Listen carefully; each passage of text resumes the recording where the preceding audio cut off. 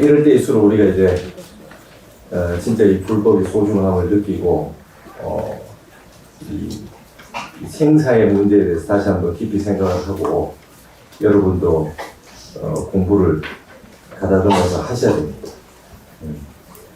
예전에 제가 출간했던 해인사의 종선스님, 배짜함자 해암스님께서 우리 노장님이 첫째, 셋째 토요일이면 항상 철야 참선을 시켜서 용맹정진을 시키고 하셨는데 그게 대중 가운데 한 분이 아들을 데리고 왔어요. 이제 서울에서도 부산, 대구, 뭐 전국에서 버스가 대절을 해가지고 말이죠. 그래서 토요일이면 지금도 하고 있습니다. 정진을 하고 하는데 전혀 안 오고 있던 그 아드님을 데리고 와서 철야 용맹정진을 시켰어요. 공부를 하고 그랬는데 어떻게 됐는가, 그 용맹정진을 하고 간 다음에 일주일 뒤에 아들이 죽었어요. 교통사고가 났어요. 그랬더니 이 보살님이 분심이 난 거예요. 화가 났어요. 이 절에 가가지고 안 다니고 있다가 잘 다니고 있다가 절에 다녀가지고 이런 일이 생긴 거 아니냐 이 말이에요. 그렇게 생각할 수가 있잖아요. 멀쩡하게 잘 살던 자식이 절에 가서 용맹정진을 하고 와서 갑자기 저렇게 되니 이게 뭔 일이야. 그래서 큰 스님한테 와서 따졌답니다. 그럴만 하잖아요. 그런 생각이 날 법도 하다고. 근데 큰 스님이 뭘 하시냐면 인가법을 제대로 알아야 돼요. 인가법을. 어떻게 절에 와서 용맹정진 했는데 그 인과를 받아서 사람이 죽을 수 있단 말이에요. 그렇지? 그 사람은 전부 이 선인 선과 악인 악과가 있는데 악인 고가를 받는데 그 아주 그 피치 못할 그런 일이 있으면은 그걸 또 벗어나기 힘든 인과가 있지 않습니까? 한번 절에 와서 용맹정진 했다고 해가지고 그걸 벗어날 수 없는 인과라 그러면 그걸 받아야 되겠죠. 그러나 스님 그러셨어요. 그 아들이 마지막 가야 될 일이라 그러면 마지막에 와서 법문 듣고 용맹정진하고 화두 들고 참선하고 갔으니 그 황망한 길에 얼마나 마음이 든든하고 바른 법 만나서 갔지 않냐고. 감사해야 되지. 스님한테 와서 이러는 법이 어딨냐. 인과에 대해서 혼란을 해도 크게 그릇 알고 있다. 우리가 흔히들 그래 합니다. 절에 와가지고 우리가 봉사를 하고 보시를 하고 이렇게 성심껏 했는데 왜 나는 좋아지는 일이 없고 이 나쁜 일이 생기냐. 이렇게 얘기해요. 그게 봉사를 하고 좋은 일을 해서 나쁜 일이 생긴 게 아닙니다. 그걸 그렇게 있는 것은 그건 중생심이고 아주 그 잘못된 번뇌망상이다. 내가 지금 짓는 그 좋은 그 업인이 이번 생에 받건 다음 생에 받건 그 다음 생에 받건, 그러니까 지금 내가 받고 있는 고통과 힘든 것이 이번 생에 지었건 이전 생에 지었건 그 전 생에 지었건 삼생 양종 인가를 최소한 3생 간다는 거예요. 그러니까 내가 지금 좋은 일을 하고 열심히 수행을 하고 기도를 하고 정진을 하고 봉사를 하고 보시를 하고 열심히 이렇게 복을 받고 있는데도 나쁜 일이 있으면 그 나쁜 일은 내가 전생에 지었던 어떤 이 업장으로 인해 가지고 지금 이러한 일들이 벌어졌으니 그거는 전생에 빚을 하나 갚았다 이렇게 생각을 하시고, 지금 내가 좋은 일을 하고 좋은 선업을 짓고 있는 것은 이번 생에 받건 다음 생에 받건 그 다음 생에 받건 반드시 받게 된다. 이거는 아주 인가법이라고 하는 것은 부처님이 만든 법이 아니고 부처님 그러셨잖아요. 내가 없어도 이 법은 있는 것이요, 내가 없더라도 모든 사람은 알 수 있는 법이요, 내가 처음으로 말한 것도 아니요, 내가 있기 전에도 있고 내가 인면한 이후에도 엄연히 있는 것이다. 이 연기법, 인가법이라고 하는 거예요. 그래서 여러분 우리가 항시 겸손하고 하심을 해야 됩니다. 여러분 우리 공부가 다 됐다 하지 마시고 내가 불사도 많이 했고 뭐 했다 하지 마시고 방심하지 마시고 그래도 항시 조심하고 그리 해야 됩니다. 어떤 분들은 말이죠, 어디 가서 뭐 사주팔자 이게 한 해 운수 같은 거 보고 원래 좋다 그러면 별로 조심을 안 해요. 그건 아닙니다. 미래는 복수예요. 미래는 정해져 있지 않습니다. 그러니까 갑자기 그 많은 사람들이 한꺼번에 저렇게 헝가리 같은 데도 우리 국민들이 가서 많이 저기를 하고 했는데 그런 분들이 다 말하자면 명리학적으로 그날 죽을 운명이냐 그러나 그러지 않은 분이 많아요. 그래서 항시 부처님 말씀도 그러하지만 유교에도 그러잖아요. 항시 담장 위를 보라 그래요. 담장에 뭐가 떨어질 것이 있는지 보라는 거예요. 내 운명을 내 바깥에서 어떻게 그걸 나를 떠난 운명이 나를 조종하는 건 없어요. 그 주역 계사전에 그래 나와 있지 않습니까? 구비개인은 도불허행이라. 그 사람이 진실로 그 사람이 아닌데 도가 허행, 헛바퀴 굴러가는 일은 없다. 모든 일이 벌어지는 것은 미래는 나의 어떤 그 어빈이라고 하는 것이 작동과 하지만 지금 나의 한 생각, 그래서 내 한 마음 이런 것이 참 중요하다. 그리고 어떤 일을 당했을 때 그걸 잘 해석하고 잘 해설해야 된다. 아시겠습니까? 그래서 그 수행을 하고 열심히 저기를 하셔야 됩니다. 비록 우리 무문의 모살님이 지금 황망하고 마음이 괴롭고 하시겠지만 여러분들 다 조문을 잘 하시고 잘 기도를 잘 해주셔서 그 마음을 위로를 잘 해드리시기 바랍니다. 그러니까 뭐 내가 이렇게 열심히 봉사를 했는데 왜 이런 일이 생겼을고 그렇게 하는 것은 인과에 맞지 않다. 그래서 그래도 지금 사무실에서 이렇게 봉사를 하고 계시고 하니까 많은 분들이 이제 거사님 가시는 길에 건강경도 해주시고 하실 거 아닙니까? 네, 그런 인연이 돼가지고 더 이 좋은 세상을 만나서 왕생극락하고 좋은 불법에 깊은 인연이 되셔야 된다. 여러분 항시 내 밥을 내가 먹어야 내 배가 부르듯이 내 업을 내가 닦아야 됩니다. 우리 불교는 어떻게 돼서 뭐 국가대표 월드컵 나가듯이 집안 대표가 와가지고 막 애들도 오고 거사님들도 오고 다 같이 와야 되는데 말이죠. 대표 주자가 와가지고 그래요. 이건 안 돼요. 예전에 그 송광사의 보조국사 누님이 말이죠. 얘기했습니까? 예전에 했죠. 보조국사 누님이 동생이 국사가 돼가지고 도통을 해놓으니까 송광사에 와서 막 어깨에 힘을 주고 막 팔을 휘두르고 다니고 그랬어요. 다 밑에 스님들 우습게 보이죠. 내 동생이 도인이니까. 그래가지고 탁 가면 막 큰 스님 계신데 거기에 국사 계신데 같이 밥상을 놓고 막 둘이서 밥을 겸상을 하고 말이죠. 밥을 잡수고 막 그렇게 막 송광사 경례를 막 이렇게 팔을 흔들고 돌아다녔대요. 보조국사 보면 가만 보니까 우리 누님이 안 되겠어요? 사도는 시자한테 보조국사 누님이 왔어요. 왔는데 그래 오늘은 내 밥을 내 혼자 것만 이렇게 해서 누님 그 차리지 마라. 내 혼자 밥을 넣어라. 그랬대요. 그래서 독상을 또 차려 올리니까 누님이 보세요. 왜 밥때가 됐는데 왜 나는 밥을 안 주냐. 그러니까 보조국사가 드시다가 제가 밥 먹으면 누님 배도 부른 거 아닙니까? 제가 도 닦아서 견성했으면 누님도 견성한 겁니까? 내 연불 내가 연불해야 내 극락까지 그렇잖아요. 내 도를 내가 닦아야 내 갈 길이 이 극락도 가고 도솔천 내원군도 가고 내 업장도 소멸하지. 왜 그 누님은 와가지고 공부는 안 하고 동생 덕이나 보려고 그러냐. 이제 오지 마라 그래. 그날부터 누님이 열심히 수행을 하셨다 그래요. 여러분 대신 닦아주는 게 없어요. 본인이 닦아야 되고 열심히 하셔야 되고.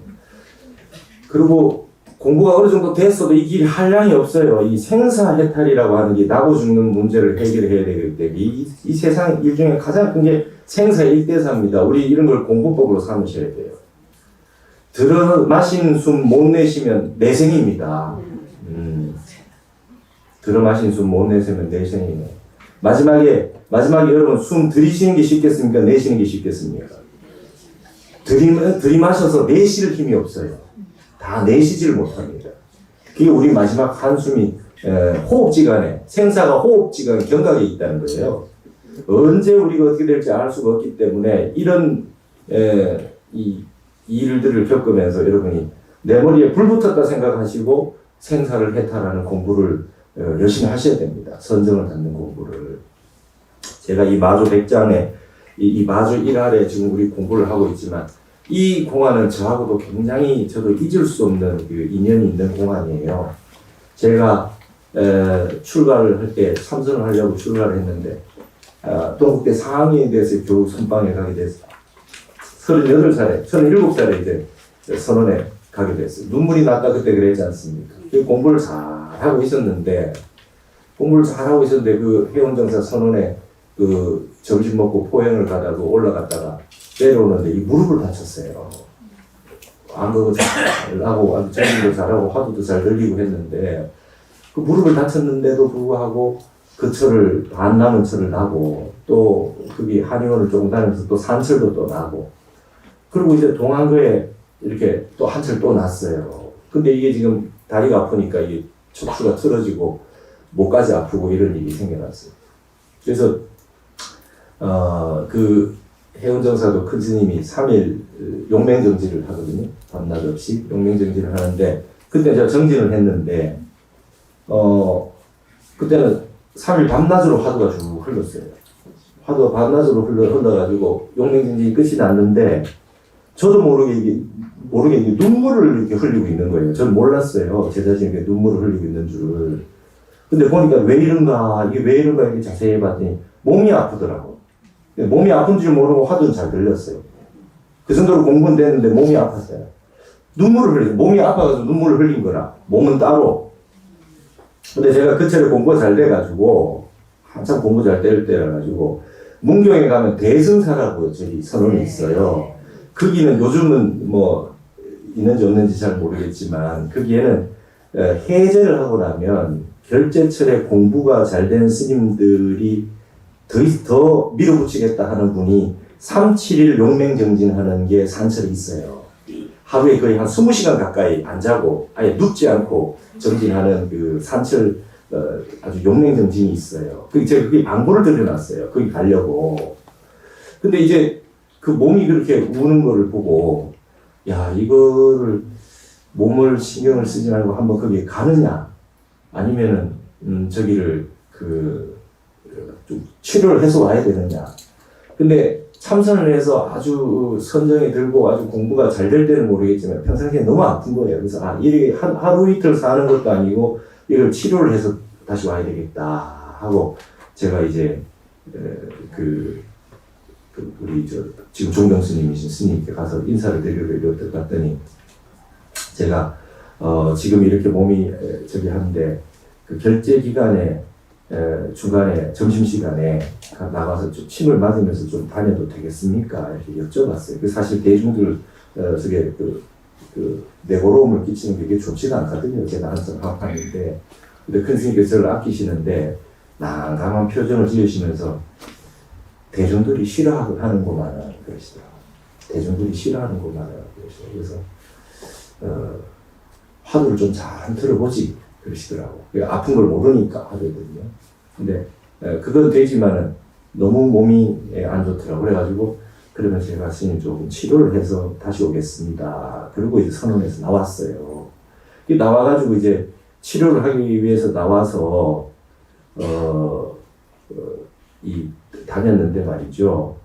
그때는 제가 참선을 하면 뭐 그렇게 하여튼 여러분도 공부해 보시면 뭐 특이한 일들이 많이 있어요. 그 저는 뭐를 좀 했느냐면 큰 차에 그 바퀴가 8개씩 달린 그 대형 뭐 트럭 같은 거 있잖아요. 그런 차에 제 차가 부딪혀서 있는 걸 참선하다 봤어요. 이번 사고가 날 것 같은 거예요. 근데 이제 제가 제 차를 몰고 다니면서 이제 치료를 다녀야 되는데 뭐 어쩔 수 없지 않습니까? 치료를 다녔는데 그때부터 교통사고가 나는데 한 번에 크게 당하지 않고 1년에 교통사고 4번이 났어요. 2년에 6번이 났고 그러니까 치료를 하러 나와가지고 더 몸이 더 나빠지는 상황이 왔는데 이제는 어디 절에서 이 정진하는 것도 힘들고 이 부전해서 목탁치기도 힘들어요. 이 몸이 아파서 몸이 마비가 될 정도로. 그래서 제가 여러분 그 속가 모친 집에서 8개월을 살았어요. 어디 있을 데가 없고 또 꼼짝을 못할 정도로 아파요. 그러니까 우리 모친이 어떻겠어요? 출가한 지 10년 만에 공부해서 생사해탈하겠다고 출가한 사람이 자식이 와가지고 다쳐서 그렇게 쓰러져 있으니 그 밥에 먹이는데 노모가 심정이 어땠겠습니까? 근데 여러분 저는 그때 오로지 이 상황에도 할 건 참선밖에 없다고 생각하고 참선했어요. 오직 화두 하나 들고 지냈습니다. 막 아파 죽든 말든. 병원에서도 그 교통사고가 나서 병원에 입원을 있어도 화두를 들고 매일 제가 연공하라고 그러지 않습니까? 하루도 빠지지 말고 연공 힘이 이런 데 나오는 거예요. 그래서 제가 여러분에게 하라 그런 거죠. 그런 체험이 없으면은 못하죠. 하루도 안 빠지고 해야 돼요. 그 병원에서도 그 정지를 하고 그렇게 했는데 근데 지금 보니까 말이죠. 제가 그때 우울증이었던 것 같아요. 그 우울증이라는 말을 몰랐습니다. 그러니까 너무 이 사람 몸이 너무 아프면요. 몸이 아프면 우울증이 오나 봐요. 몸이 너무 아프면 마음도 굉장히 다운이 되고 우리 모친 집이 아파트 17층이었는데 이게 베란다에 이렇게 내려다보면 갑자기 눈물이 쭉 흐르고 그냥 뛰어내려도 될 것 같고 내가 이게 뭐 이렇게 살 필요가 뭐가 있는 이런 생각이 저도 모르게 드는 거예요. 내가 이런 생각을 왜 하지? 화도 들고 이랬어요. 근데 그 굉장히 오래 갔어요. 근데 나중에 보니까 그게 이제 우울증이라는 거죠. 그게 그 말하고 그 정세하고가 이렇게 매치가 안 됐습니다. 저는. 근데 저는 오직 그냥 화두만 들었어요. 아무 일체적으로 아프면 아플수록 화두만 들었어요. 할 일은 이거밖에 없다. 너무 사고가 많이 나니까 밖에 나가기가 힘들어요. 나가면 사고가 나니까. 그렇죠? 근데 한 번은 말이죠. 제가 동국대학교에 또 갈 일이 있어가지고 갔는데, 주차를 해놨는데, 옆에 벤츠가 이렇게 있고, 뒤에 차가 하나 돼 있는데, 이 차가 안 치워주면 제가 나갈 수가 없는데, 차가 아무리 전화를 해도 안 와서 제가 혼자서 조금 살짝 였다가 뺐다 이렇게 하면서 막 그걸 빼서 나가보려고 하다가 이게 내리막이었는데 말이에요. 제가 벤츠를 콱 박아버렸어요. 아주 새 차더라고. 그래가지고 벤츠를 박았는데 그때는 제가 말이죠. 박았는데 아주 기분이 좋았어요.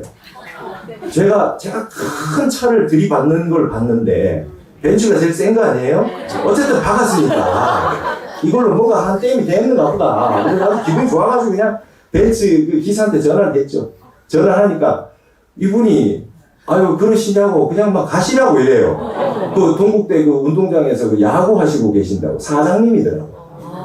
안 됩니다. 반드시 오셔야 됩니다. 이거 지금 차가 많이 부서졌습니다. 이러고 하니까 아이고 야구 해야 되는데 이러니까 막 그냥 오는 거예요. 차가 뽑은 지 얼마 안 됐어요. 그래서 저는 뭐 사고 난 적도 한 번도 없고 뭐 이런 게 경험이 없어서 뭐 어떻게 해야 되죠 이래요. 그래 제가 뭐 보험 처리 다 하고 막 하고 그래서 이게 전화번호를 주고 하니까 그분이 아주 성격이 너무 좋아요. 아유 스님이 차를 받아주셨으니 앞으로 좋은 일이 많겠습니다. 뭐 이러는 거 아니죠? 그러면서 이 명함을 주면서 한번 놀러 오세요 회사에 뭐 이래요. 제 차가 더 많이 망가졌죠. 벤츠가 세긴 셉니다. 그래가지고 거기는 좀 덜 저기 했는데도 그건 돈이 많이 들고 제 건 많이 오르고 그 양차를 다 저걸 하면서 아따 어쨌든 큰 걸 하나 받았다. 참. 그런 식으로 그걸 저기를 하고 참선만 했는데 여러분 그러다가 제가 들은 화두가 따로 있으니 마조 일할이 의심이 아주 도대체 뭔가 마조 일할의 낙서가 뭔가 아주 깊이 공부를 의심이 났어요. 그래가지고 몸은 마비가 되고 치료는 잘 안 되고 정신은 막 거의 우울증 같은 수준에 가 있었는데 불구하고 그냥 무조건 참선만 해버렸어요. 앉아있을, 1시간 앉아있기도 힘들어서 누워서도 하고, 그냥 비스듬히 저기 소파에 누워서도 하고, 하여튼 그냥 밤낮으로 했는데, 화두가 밤낮으로 흐르다가 마주일알이 다 파가됐어요. 그때. 마주일알 낙서를 알았어요. 그게 그렇게 아프고 고통스러운 그 상황에, 나는 공부하다 죽으라 그랬으니까, 큰 스님께서. 오직 이거 한 생각으로 그냥, 그래, 내가 죽어야 될 운명이면 난 죽는다. 근데 마지막까지 병원에 있던, 걸어다니건, 차를 몰고 가다 차를 들이받건, 나는 화두만 들 거다. 내 앞에 오는 운명이 그러다면 받아들이고, 그러나 나는 공부하다 간다. 오직 그 한 생각으로, 오직 화두만 들었어요. 그래, 이 마조 일할 화두가 박살이 났어요. 그래서 이 마조 일할에 대해서는 누구하고도 거량을 해도 나는 자신있게 합니다. 이 마조 일할이 터지면 갑자기 거기 있는 옆에 있는 실오라기들이 같이 터져요. 그래서 향상구들이 많이 터집니다. 그 제가 종종 스님, 진재 스님한테 편지를 썼어요. 편지를 써가지고 막 개성도 지어 보내고 막 그랬습니다. 그때는 그 철에 스님 법문에 제가 거량했던 화두 가지고 스님 기쁘게 막 설법을 하시고 하시더라고요. 그래가지고 제가 몇 년이 지나가지고 진재 스님 찾으러 뵈러 갔더니 어디 있었나? 어디 있었나? 뭐 했나? 그래요. 이게 제가 교통사고가 많이 나고 이렇게 해가지고 저거 됐습니다. 그러니까 아이가 그러면서 차라는 게 무섭다. 내가 안 받아도 남도 와서 들이받기도 하고 무섭다. 그래서 죽다 살아났구만. 그 화두 안 들었으면 장난 죽었다. 이러시더라고요. 제가 얘기를 다 해드리니 여러분 이렇게 참선이 이렇게 근본하고 붙어 있는 공부입니다. 우리 생사의 일대사의 문제로. 마지막 한 가닥 우리가 뭔가 하나를 가지고 이 마음 한 가닥을 가지고 간다면 여러분 뭐를 가지고 가시겠어요? 이 생사의 마지막 길에 하나 가지고 갈 수 있는 게 있다면 여러분 무엇을 가지고 가시랍니까? 의지할 게 없어요. 부모가 자식을 의지할 수 있습니까? 자식이 부모를 의지할 수 있습니까? 부인이 남편을 의지할 수 있습니다. 남편이 부인을 의지할 수 있습니다. 마지막 길에 말이죠. 가는 것은 내 이 떳떳하고 당당한 이 부처 마음자리 하나, 이 내 마음자리 하나 가지고 가는 길 외에는 다른 길이 없잖아요. 그러니까 여러분들의 도반이 이렇게 황망한 일을 당했을 때, 불자로서, 불자다운 말씀으로 위안을 해드리고, 조문을 하시고, 경을 읽어드리고, 그와 아울러 여러분도, 이것을 기회로 해서 다 잡아서 정진하셔야 됩니다. 아시겠어요? 예. 이럴 때, 이 신심이 일어나니 많이 이런 거는 대승기실론의 기신이 뭡니까? 신심을 일으킨 게 뭡니까? 우리에게 본래 부처가 있어서 일체 중생이 다 이 불성이 있어서 이 한 중생도 빠짐없이 본래 번뇌가 없고 본래 다 깨달아져 있다는 걸 믿어서 조금의 의심도 하지 않는 게 신심입니다. 맞죠? 그걸 신만이라 그래. 그 믿음이 찼다가 줄었다가 하는 것이 아니라 항상 가득 차서 어떤 일이 있고 일체처 일체시에도 이 신심이 변하지 않는 거를 이걸 우리 불교에서 믿음이라고 하는 겁니다. 그걸 일으키셔야 돼요. 이때 아시겠어요? 그러니까 여러분 지금 우리 사무실의 말을 들어보니까 이 재지내시는데 그 도와주시는 뭡니까? 하는 의전하시는 봉사자가 2분밖에 없다면서요. 그거 좀 봉사를 하셔야 됩니다. 그런 거를. 영가 도움을 좀 받아야 돼요. 제가 말이죠. 제가 그런 생각 많이 합니다. 그 교통사고가 그렇게 많이 나고 하는데도 참 한치가 늦었더라면, 조금이라도 더 빨랐더라면, 조금이라도 여기에 했더라면, 부딪혔더라면, 제 차가 온데 다 부딪혔어요. 앞뒤 옆 다 차 다 갈았어요. 문을 다 갈았는데 내 옆자리만 한 번도 부딪힌 적이 없어요. 여기 부딪혔으면 사고 얼마나 크게 났겠습니까? 내 옆자리 빼고는 문을 3개를 다 갈았고 앞뒤를 다 갈았고 다 갈았고 딱 내 옆자리는 한 번도 부딪힌 적이 없어요. 누군가 지켜주시는 거예요. 수호신이 지켜주시든 신장님이 지켜주시든. 그리고 여러분 제가 수없이 많은 영가님 영가위패를 썼어요. 수없이 많은 제사를 지냈고 저는 영가도움님 좀 받았다고 생각합니다.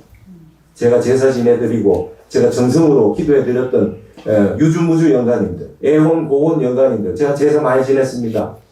그분들의 도움을 제가 많이 받았다고 생각합니다. 그러지 않고는 지금 여기 살아있지 못했다고 생각해요. 어딜 가도 제가 말이죠, 40대 10년을 30대 중반부터 40대 중반까지 살기 어려운 분이라. 근데 그걸 다, 마음으로는 참선을 하고, 밖으로는, 기도하고, 제사 지내드리고, 어디 가든, 남을 위해서 기도했던 그 공덕으로 이렇게 아니겠느냐. 그렇게 생각합니다. 확신합니다. 여러분, 제사 지내는 그 자원봉사도, 그걸 꼭 하십시오. 그거 왜 안 합니까? 예전에는 우리, 보살님들은 서로 하려고, 잡물하려고, 서로 하려고, 내하겠다 했는데 그걸 왜 안 하는지 이해를 모르겠어요. 이게 지금 현대의 이상한 병폐입니다. 제사를 왜 안 지냅니까? 제사 가장 가까운 분이 내 조상이고, 가장 옆에서 지켜줄 수 있는 분이 조상인데, 예? 남이라도 내 제사를 지내주면 얼마나 감사해야겠어요. 이 무량한 복을 짓지 못하고 있다. 그걸 꼭 하시고, 더욱 봉사를 열심히 하셔야 됩니다. 아시겠어요? 네. 예, 밖으로는 안으로는 내 근본 자성을 닦고 밖으로는 보살행을 해서 이타행을 해서 남을 인연 따라 도와야 됩니다. 아시겠죠? 예. 자, 마조 1할에 우리 낙처를 보면서 여러분 다시 한번 마음을 다잡아 내셔야 되겠습니다. 오늘 93쪽입니다. 맞죠? 설두중현 선사가 염하되 기괴라 이 마음 신방변에 있을 때도 그 괴이할 괴자하고 같습니다. 기괴하구나 제 선도가 여금에 열기파자는 심다하되 구기원자는 극소로다. 여러 선덕이요 지금 그 분파를 늘어놓는 것은 심히 많으나 그 근원을 궁구하는 이는 극히 적도다. 여러분 이게 무슨 말이냐면 이 마조 백장으로부터 시작해서 마조 백장 황벽으로 해서 이제 내려오는 이 마조 일할의 이 공안에 나온 거는 이 임재종의 연원이지 않습니까? 임재종으로부터 흘러오고 백장으로서 위양종도 흘러오고 임재종의 양기파, 그죠? 그 다음에 뭡니까 황룡파, 그 다음에 이제 설두중현이라고는 운문종이거든요. 이렇게 선종의 여러 분파들이 나열된 걸 말하는 거는 굉장히 많으나 그 근원은 말이죠. 이러한 마조 같은 이런 분들의 연원이 되잖아요. 그 연원에 대해서 얘기하는 사람은 적다. 이 마조 일할에 대해서 얘기를 근원을 탐구하는 자가 적다 이 말이에요. 총도하되 모두 다 말들을 하되 물 밑에 마음 심장하는 모두 총자하고 같아요. 총도하되 백장이 하라되오라 하니 환 단적야무와 백장이 할 아래에서 크게 깨쳤다고 하니 또한 단적 정확한 것인가 뒤에 묻자 아닌가. 백장이 마조의 일할에 아주 크게 깨쳤다는데 이 말이 맞느냐 틀렸냐 이 말이에요. 이 말을 하는 이유는 뭐겠습니까? 연원을 잘 모른다. 앞에 이 말을 운을 띄워놓고 이 말을 한 거는 백장이 마조 일할에 크게 깨쳤다는 말이 문제가 있다 이 말 아닙니까? 맞죠? 네. 그러면 뭐라고 한 거 봅시다. 연이나 조도 상사하고 어로 참치로다. 그 조자가 조두조자인데 말이죠. 이거는 구리로 만든 어떤 징의 일종입니다. 우리 바라 춤출 때 바라 같은 거 징의 일종이에요. 근데 이게 조자는 조두조자고 도자는 칼도자인데 이게 글자가 서로 비슷하잖아요. 그래서 이게 뜻이 있는 게 아니라 조자와 도자가 서로 비슷하고 이 말입니다. 그 다음에 어로가 참치로다. 참치라고 하는 건 이게 중국 시경에 많이 나오는 말인데 이 길고 짧고 들쑥날쑥해서 가지런하지 못하다는 뜻이거든요. 참치가. 어로가 가지런하지 못하다. 그죠? 뒤섞이기 쉽다 이 말입니다. 그죠? 어자, 물고기 어자하고 노나라 노자가 그걸 비슷해서 섞이기 쉽다 이 말이에요. 무슨 말이냐면 백장이 마조의 일할 아래에서 크게 깨쳤다고 하지만은 그걸 자세히 들어보면 물고기 어자하고 노나라 노자가 좀 다르듯이 조두조자하고 칼도자가 좀 다르듯이 비슷한 말이다. 말은 어느 정도 맞는 것 같지만 확실하게 딱 들어맞는 말은 아니다 이 말입니다. 백장이 마조의 일할에 확실하게 대우했다는 말은 그와 같이 비슷하지만 좀 다르다. 약시 명한한인된 만타 일전부득이니라 만약 눈 밝은 사람이 찐된 이 만자는 속일 만자예요. 그를 한 점도 속이지 못하리라. 만약 눈 밝은 사람이라면 앞에처럼 말을 할 수 없다 이거예요. 다른 걸 그 숨어있는 뜻은 안다 이 말이죠. 지어 마조도 하되 이 타후에 개 양편비하야 장하 위인고 하야 그죠? 다만 마조가 말을 하되 뭐라고 말했습니까?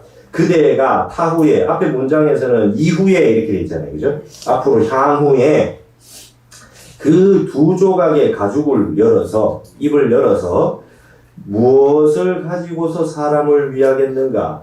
무엇으로 중생들을 제접하겠는가? 무엇으로 대중들을 교화하고 가르치겠는가? 그랬더니 백장이 수기불자하니 위부 여충 어목과 위부 출탁동시야. 그랬더니 질문했더니 우리 여러분 앞에서 보셨잖아요. 백장이 불자를 세로로 세워서 이렇게 들어 보였단 말이죠. 그렇게 한 것이 다시금 벌레가 나무를 쪼아낸 건가 파먹은 것과 같은가? 그 127번에 주석이 있는데 지난번에도 한번 나왔죠. 여충 어목이 어목하야 우이 성문이다. 우이 성문이 뒤에 생략된 거죠, 그죠? 곤충이 벌레가 나무를 막 쪼아내서 우연하게 글자를 만들어냈다 하는 구절이죠, 그죠? 우리 속담에는 이게 소 뒷걸음치다가 쥐잡았다 하는 것 같아요. 마조가 너는 앞으로 어떻게 입을 열어서 이 중생들을 제도하겠느냐 했는데 불자를 이렇게 들어 올렸다 이거죠. 처음에 앞에 마조가 불자를 이렇게 들어 올리는 것을 보고 자기도 그냥 이렇게 불자를 들어 올려가지고 뒷걸음치다가 쥐잡은 거냐? 뜻도 모르고 그냥 불자를 들어 올려서 그래서 쥐잡은 거냐? 아니면은 다시금 출탁동시한 건가? 어미 닭이 바깥에서 알을 쪼고 말이죠. 그 새끼 병아리가 안에서 쪼는 거예요. 그걸 딱 들어맞을 때 알이 깨지잖아요. 공부가 백장이 공부가 이렇게 어느 정도 된 것을 보고 마조가 그 지점을 정확히 딱 찍어주고 이 불자를 들어 올린 것도 백장이 밑에서 병아리가 돼서 안에서 막 이렇게 알을 쪼아가지고 나오려고 하는 거였느냐. 그 다음 마지막에 일화를 해서 타파가 됐으니까 우연하게 소 뒷걸음치다가 그냥 쥐잡은 거냐. 그건 아니겠죠. 이 백장이 말이죠. 불자를 보여준 건 모르고 보여준 게 아닙니다. 맞죠? 자, 그럼 이 제2는 요회 3일 이농마 대야정금은 응무변색이니라 했어요. 여러분은 3일 동안 귀먹은 뜻을 알고자 하는가? 큰 대장간에서 정밀하게 단련된 금은 응당 색이 변하는 일이 없도다. 그랬어요. 여러분 이 말씀을 잘 기억해 두십시오. 대야정금은 응무변색이라. 여러분 여기 금덩어리가 하나 있어요. 금덩어리가 하나 있는데 이걸 가만히 놔두면 안 돼요. 이거를 아주 큰 대장간에서 이걸 다시 또 단련을 시켜야 돼요. 그렇게 됐을 때 전혀 색이 변하지 않는 겁니다. 우리에게 불성이 다 있어요. 근데 그대로 놔두면 안 돼요. 그걸 정진을 통해서 수련을 통해서 이거를 갈고 닦아 놔야 이 색이 변하지 않습니다. 여기서 얘기는 뭡니까? 백장이 원래 순금이었어요. 맞죠? 백장이 원래 마주하고 처음에 만나가지고 눈이 칠부가 열리지 않았습니까? 이미 금이 됐어요. 금덩어리란 말이죠. 근데 거기에다 대고 큰 대장장이가 있어요. 마조라는 큰 대장장이가 있어가지고 이 백장을 단련을 시켜가지고 말이죠. 앞으로 백장은 영원히 색이 변하지 않는 그 진금이 됐다. 이 표현을 이렇게 한 겁니다. 여러분들도 여기 공부를 많이 하셔서 금강경도 다 외우시고 공부를 잘 하시지만 대야정금의 응무변색입니다. 다시 그 금을 아주 단련을 시키고 아주 정련을 해야 됩니다. 닦아야 돼요. 그래야 영원히 색깔이 변하지 않는 진금이 된다 이 말이에요. 이거 닦지 않으면 어느 정도 경지에 도달할 만큼 닦지 않으면 말이죠. 이게 다시 색이 바랜다 이 말입니다. 순금이 무슨 색이 바래냐? 정진하는 그 우리 여기에서는 불태전의 경지. 적어도 무생법인의 경지에 도달하지 않으면 다시 또 거꾸로 돌아간다. 다음 생에 또 처음부터 시작을 해야 된다. 그러니까 이번 공부를 그렇게 하시는 이게 이 설주중요선사 얘기가 뭐냐? 백장이 그 하랄에서 대오했다는 건 맞지만 아무것도 모르는 상태에서 마저 일화를 그냥 대오한 게 아니다, 그죠? 어떤 얘기입니까? 줄탁동시를 해서 공부가 어느 정도 됐는데 마지막 그 단계를 또 하를 해가지고 순금이 단련을 받아서 진금이 된 거다. 이렇게 얘기해야 100% 맞는 말이지 마주가 그냥 할 한 번에 백장이 단박에 그냥 아무것도 모르던 분이 깨친 것이라고 얘기한다면 물고기 어자하고 노나로 노자를 비슷하지만 좀 틀린 것처럼 그와 같다 이 말입니다. 아시겠죠? 네. 이건 다 이해가 되시죠? 네. 네, 됐습니다. 이 설도중현 선사가 이와 같이 얘기를 했고요. 그 다음 넘어갑니다. 94쪽입니다. 분주소가 염하되 오거 변휴득이언을 설 신마 3일 인원고 했어요. 이 여러분 분주선사에 대해서는 좀 아셔야 됩니다. 밑에 128번 주석에 분주소 선사는 분주소 하면 잘 모르겠지만 여러분 분양선소 선사 그럼 좀 들어보셨죠? 예, 분양선소 선사. 이 분양선소 선사는 아주 우리 선종사에서 중요한 분입니다. 태원 사람으로 도량과 식견이 넓고 깊어 거칠애가 없고 큰 뜻을 품어 무슨 글이든 스승에게 배우지 않고도 저절로 통달했다고 한다. 어려서 부모를 여의고 세상이 싫어져 출가하였는데 명망 높은 선지식 70여 분을 찾아뵙고 그들 각풍의 묘한 종지를 모두 터득했다고 한다. 가는 곳마다 오래 머물지 않고 산수 구경을 즐기지 않으니 세상 사람들을 그를 운치 없는 사람이라 비웃었다고 전한다. 오직 정진에만 몰두하셨다. 하지만 그는 이제 마조, 백장, 황벽, 임제 아닙니까? 그죠? 그 임제 중에서 임제의현, 흥화존장, 남원동, 풍혈연소, 수산, 성념선사의 법을 이은 인재종의 정통선사이고 그의 법은 자명, 초원, 양기방해, 백운수단, 오조법연, 원호급근, 대종가로 이어졌다. 이 말이에요. 이 수산성념선사는 임재종을 이었고 이 수산성념의 법을 이은 이 분양선소선사 밑에서 양기파가 황룡파가 두 가지가 다 나왔단 말이죠. 그죠? 그러니까 아주 선종의 아주 중요한 그런 임재종의 중요한 인물입니다. 이 분양선소선사가 이 임재종의 근원에 대한 이 마조와 백장에 대해서 어떻게 염을 했는가 한번 봅시다. 오거, 깨달을 오자, 갈 것자인데, 여러분, 이게 중국어의 이 백화보다는 뒤에 갈 것자가 많이 붙는데, 이거를 그래서 깨달아, 갔다, 이렇게 굳이 해석을 안 해도 됩니다. 근데 여기에 갈 것자는, 예를 들면, 이렇게, 우리 선 오록에, 특히 묵조선 하는데 많이 나오는데, 휴거, 헐거하라, 이렇게 해요. 쉴 휴자. 쉬어가고 쉬어가라가 아니라 쉬어버리고 또 쉬어버려라 이 말이에요. 여기에 거자는 일을 도자하고 같아요. 예를 들면 쉬어서 쉬는 것이 이루어지는 데까지 가버린 거 그걸 휴거라 그러고 여기는 깨달을 오자 갈 거자는 오거라 그러면 깨달아서 깨달음의 목적지까지 도달해버린 거 그죠? 깨달아 버린 겁니다. 아시겠죠? 그래서 번역에 깨달아 버렸으면은 그만이지 이렇게 번역을 한 겁니다. 이 갈 것자는 그냥 단순히 갔다는 뜻이 아니라 가서 목적지까지 도달했다. 이게 일을 도자하고 갔다고 보시면 돼요. 깨달아 버렸으면 그만이지 무슨 3일 동안 기가 멀었다는 말을 하느냐. 응? 분양선소선사가 이렇게 얘기했어요.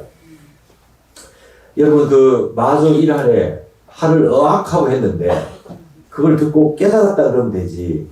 3일 동안 귀가 멀었다고 하는 이거를 무슨 이런 말을 집어넣느냐 이 말이에요. 그래서 이게 지금 무슨 뜻이냐 하면 여러분 요건 주석을 잠깐 볼까요? 102쪽 주석에 보시면 7번째 줄에 있죠? 7번째 줄에 그죠? 분주 그죠? 분주 분립 금일 오문이라 이렇게 돼 있죠? 오늘 깨달은 문을 오늘의 깨달은 문을 세우지 아니한다 이렇게 됐죠 주석이. 그럼 이게 무슨 말입니까? 이게 무슨 뜻이냐면 다시 돌아오시면 3일 동안 귀가 멀었다는 거예요. 하를 듣고 난 다음에 3일 동안 귀가 멀은 건 뭐냐면 의식 분별이 완전히 끊어져 가지고 3일이 지나는지도 몰랐던 거예요. 그죠? 그 하를 듣고 난 다음에 이게 도대체 이게 무슨 하인고 해서 의심산매에 떨어져 가지고 아주 보고 듣는 것이 다 끊어져 있는 상태로 3일이 지속이 된 거예요. 그러고 난 다음에 백장이 그 마저 일할에 낯을 알고 나머지 눈이 활짝 열린 거거든요. 그러면은 여기에서 분양선소선사 그냥 하를 마저 일할에 깨쳤다 그러면 되지 3일 동안 귀가 멀었다가 깨쳤다고 할 필요가 뭐가 있냐? 그건 뭐냐면 3일 동안 귀가 멀었다라고 하는 거는 뭡니까? 대승기실론을 말하면 본각이 있고 불각이 있고 시각이 있죠. 그죠? 여러분 본래 깨달아져 있는 게 본각이죠. 본래 깨달아져 있는 본각이고 이 시각이라고 하는 거는 나중에 본래 깨달아져 있는 우리 본래 부처는다는 걸 불각하고 알지 못하고 있다가 다시금 수행을 해서 본각이라고 하는 걸 깨닫는 걸 시각이라고 하잖아요. 그죠? 그걸 신훈이라 그래요. 세신자, 훈수발 훈자. 그래서 본각 자리에서 이 깨달음을 얘기하면 되지. 이분 분양선소 말씀은 그거예요. 화를 악 해가지고 그 순간에 그냥 본각 자리에서 그냥 터져버렸다고 하면 되지. 3일 동안 귀가 먼 상태에서 선정 상태에 들어있다가 시각했다고 할 필요가 뭐가 있냐 이 말입니다. 아시겠죠? 3일 동안 귀가 멀었다가 깨달았다고 하는 거는 그 앞에 할 하기 이전에는 깨닫지 못하고 있다가 할을 들은 다음에 3일 동안 따끔을 통해 가지고 깨달았으니까 시각 아니냐. 본각이라 그래 보면 되지 왜 시각이라고 하냐. 지금 이 얘기입니다. 아시겠죠? 그렇게 이걸 이렇게 주석을 한 겁니다. 백장이 이만큼 다 깨달아져 있었는데 3일 동안 그 귀가 먹은 다음에 확철되고 한 거는 맞지만 그건 아주 그냥 찰나지간에 그 단시간에 된 거고 원래 이만큼 공부가 다 돼 있었다는 걸 얘기하면 되지 뭘 그걸 또 3일 동안 귀가 멀어가지고 선정 상태에 있다가 깨달았다고 그렇게 꼭 얘기할 필요가 뭐가 있느냐 이렇게 얘기한 거예요.